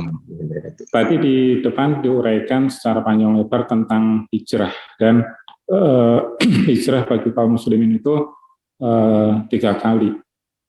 Nah, kemudian ada riwayat yang menyebutkan bahwa nanti di akhir zaman itu yang terlindungi adalah Mekah Madinah sampai disebutkan sayap malaikat itu dari timur sampai ke barat, sehingga sebagian orang sekarang itu berbondong-bondong, bahkan mohon maaf sampai pada taraf berbondong-bondong sampai pada istilahnya mengagung-agungkan lah kalau bahasa saya seperti itu, untuk tinggal di Mekah ataupun di Madinah. Nah, bagaimana dengan kewajiban untuk berdakwah dibandingkan dengan tinggal di Mekah ataupun di Madinah, yang itu memang ada riwayat yang menyebutkan akan adanya keselamatan di situ, Ustaz. Syukran, Ustaz. Ya, baik. Terkait dengan hijrah, ya, disebutkan di dalam hadis itu, la hijrata ba'dal fath. Jadi tidak ada lagi hijrah setelah penaklukan kota Mekah. Maka setelah penaklukan kota Mekah, dan bahkan ya ini ya nanti makanya kemudian para fuqaha itu membahas juga tentang hukum hijrah. Jadi hukum hijrah itu ada 3. Ada yang wajib. Ya, bagi siapa? Bagi mereka yang memang tidak bisa mempertahankan agamanya karena memang betul-betul papa, betul-betul lemah. Maka dia wajib hijrah. Karena kalau enggak nanti dia bisa murtad. Ya, ini. Yang kedua, ada yang haram, enggak boleh hijrah. Loh kok bisa hijrah malah haram? Ya, karena dia punya kekuatan. Kekuatan untuk mengubah negerinya, kekuatan untuk mengubah keadaan di situ. Lalu dia tinggalkan, haram. Nah, yang ketiga itu hijrah itu hukumnya sunnah. Nah, ini ya, ada 3 itu. Itu dibahas oleh para fuqaha. Nah, kemudian terkait dengan konteks la hijrah ba'dal fath. Jadi tidak ada hijrah setelah penaklukan kota Mekah, karena memang Mekah ini dan para sahabat yang hijrah dari Mekah ke Madinah itu kan terjadi sebelum peristiwa penaklukan kota Mekah. Makanya setelah penaklukan kota Mekah tahun ke-8, lalu kemudian setelah itu terjadi peristiwa perang Hunain, ya, orang-orang Quraisy di Mekah itu nggak ada yang hijrah. Ya, bisa dikatakan nggak ada yang hijrah mereka itu. Ya. Nah, sehingga pada waktu itu kan pada saat mereka mendapatkan banyak ghanimah, kan itu setelah perang Hunain, pada saat perang Hunain itu kan Rasulullah itu memberikan ghanimah yang banyak sekali untuk orang-orang Quraisy. Ya. Abu Sufyan dapat 100 unta, Muawiyah dapat 100 unta, ini dapat 100 unta, bahkan ada yang 200 unta. Sampai menimbulkan ya semacam kecemburuan lah gitu di kalangan orang Ansor. Ya kan? Nah, yang menarik kemudian kalimat Rasulullah SAW. Apa kata Nabi? Ala tardo. Ya. Apakah kalian ridho? Apakah kalian tidak ridho? Ya. Ayyadhabu bisyati wal ba'iri wa an tadhabu bi Rasulillah sallallahu alaihi wasallam. Apakah kamu tidak ridho ketika mereka pergi membawa kambing, membawa unta, sementara kalian pergi membawa Rasulullah. Masya Allah. Ini kata-kata Rasulullah SAW yang berbiasa. Nah, karena itu orang Quraisy nggak ikut ke Madinah. Orang Quraisy tetap di Mekah. Sementara orang Madinah, orang-orang Ansar tadi itu setelah umroh, karena setelah peristiwa Hunain itu, mereka bagi ghanimahnya kan di Jirona. Dan mereka ngambil mikot di situ, terus umroh, terus setelah itu balik ke Madinah. Jadi orang Quraisy nggak ikut hijrah ke Madinah, ya, mereka diberi ghanimah yang banyak sekali oleh Rasulullah. Nah itu juga untuk apa? Nah ini kaitannya dengan mu'allafati qulubuhum. Jadi seperti zakat itu kan ada mu'allafati qulubuhum. Kenapa? Mereka itu perlu hatinya diikat karena ini untuk mengokohkan Islam yang baru dipeluk di Mekah tadi. Dengan siapa? Dengan orang-orang mu'alaf ini. Siapa mu'alaf ini? Orang-orang yang menjadi tokoh-tokoh di situ. Nah, ini juga nanti menjadi catatan. Jadi kenapa mu'alaf itu bukan sembarang orang yang baru masuk Islam, tapi orang yang masuk Islam yang dia punya power, dia menjadi tokoh yang kemudian keislamannya itu menjadi pilar bagi orang-orang Islam yang lain atau bagi Islam. Nah, itu yang terjadi. Makanya orang-orang Quraisy pada saat di Mekah, setelah peristiwa penaklukan kota Mekah, kemudian perang Hunain tadi, di mana mereka masuk Islam tadi, lalu kemudian Rasulullah memberikan pada mereka ghanimah yang banyak. Jadi mereka tetap di Mekah. Mereka tidak hijrah. Ya, mereka tidak hijrah. Nah, itulah yang dimaksud la hijrata ba'dal fath. Jadi tidak ada hijrah lagi setelah penaklukan kota Mekah. Kenapa? Karena kota Mekah itu sudah menjadi Darul Islam. Ya, sehingga orang-orang Quraisy tadi tidak ada alasan bagi mereka meninggalkan kota Mekah. Mereka tetap di Mekah, mereka Muslim, mereka bisa menjalankan Islam di Mekah. Bahkan kemudian untuk mempertahankan Islam di sana, Rasulullah memberikan pada mereka ghanimah yang banyak, ya, supaya mereka membela Islam, supaya mereka menjaga kaum muslimin. Ini yang dilakukan Rasul. Sebaliknya orang-orang Ansar tadi itu, mereka kembali ke Madinah. Bahkan hanya beberapa orang yang diberi bagian, yang lain tidak. Itu yang kemudian menimbulkan reaksi kurang menyenangkan tadi, sampai kemudian Rasul mengatakan kalimat Allah tardo, ya, ayat habu bisyati wal ba'iri wa antum tadhabu Nabi Rasulullah SAW. Nah, itu poin yang terkait dengan hijrah, ya. Jadi kapan hijrah, bagaimana hukumnya hijrah, dan sebagainya. Nah, jadi kalau kemudian terkait dengan misalnya adanya hadis, ya, misalnya contoh begini, ya, memang ada dalam hadis Rasulullah itu disebutkan, ya, jadi misalnya ada satu hadis itu yang menyatakan idza aradtum, ya, idza aradtum an tamuta, atau bagaimana kalimatnya itu, al-fakir lupa, ya. Jadi idza aradtum an tamuta falyamut, ya, aw faltamutu bil Madinah. Kalau kamu ingin mati, ya, mintalah mati di Madinah. Memang nanti itu di akhir zaman, Madinah dan Mekah ini, ya, yang merupakan tanah haram itu memang dijaga oleh para malaikat sehingga Dajjal itu tidak bisa. Ya, Dajjal itu tidak bisa untuk masuk ke tempat itu. Ya, untuk masuk ke tempat itu, sehingga tadi itu, ya, orang-orang yang dibangkitkan dari misalnya Baqi, dari tanah haram tadi itu ibaratnya terjagalah, ya. Nah, ini kaitannya dengan apa? Kaitannya dengan fitnah akhir zaman, ya, dan itu perkara mughayyabat. Dan kalau ada hadis yang mendorong seperti itu, yang juga dilakukan, misalnya Imam Malik itu kan, beliau itu saking inginnya meninggal di Madinah itu sampai nggak mau dibujuk oleh Harun ar-Rasyid untuk meninggalkan Madinah itu kan nggak mau. Yaitu karena kecintaannya kepada Madinah, kecintaannya kepada Rasulullah SAW. Ya, nah ini poinnya sebenarnya. Nah, kaitannya dengan hijrah. Ya, kaitannya dengan hijrah. Bagaimana dengan hijrah? Kalau misalnya di satu sisi ada hadis seperti itu, ya sebenarnya nggak ada istilahnya itu kontradiksinya.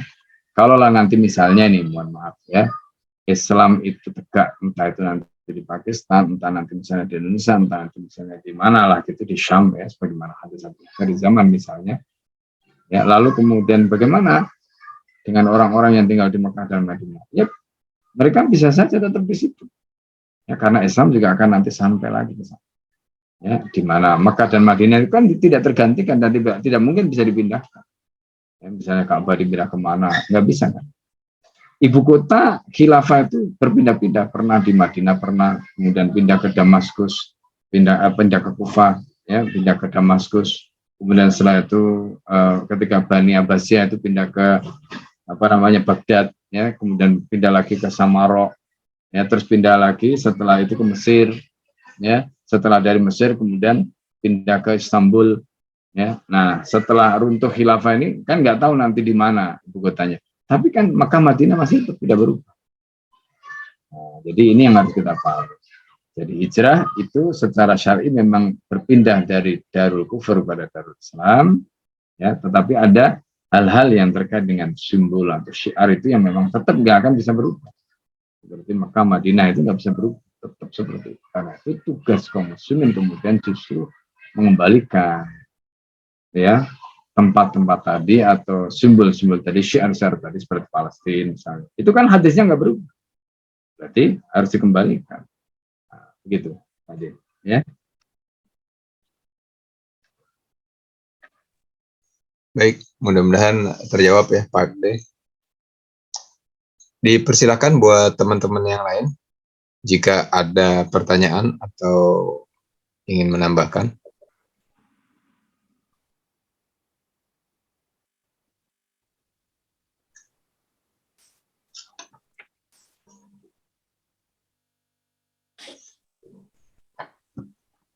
Di kolom chat juga tidak ada.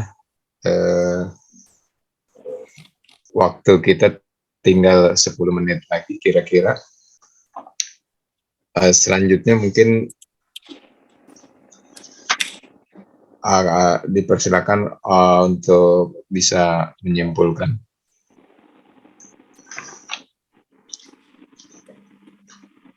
Jadi kalau kita angkat penjelasan, Masya Allah ya, luar biasanya bahwa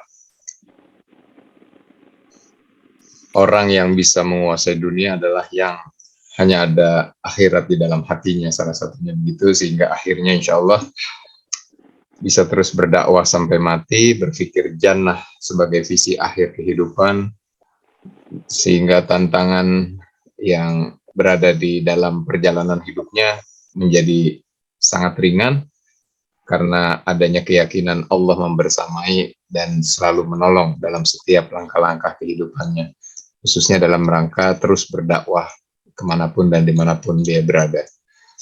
Masya Allah, ini pembelajaran yang sangat luar biasa, khususnya terhadap saya pribadi, Ustadz, yang posisinya memang lagi hijrah ini, dan insya Allah tetap dakwah di sini sesuai dengan kemampuan.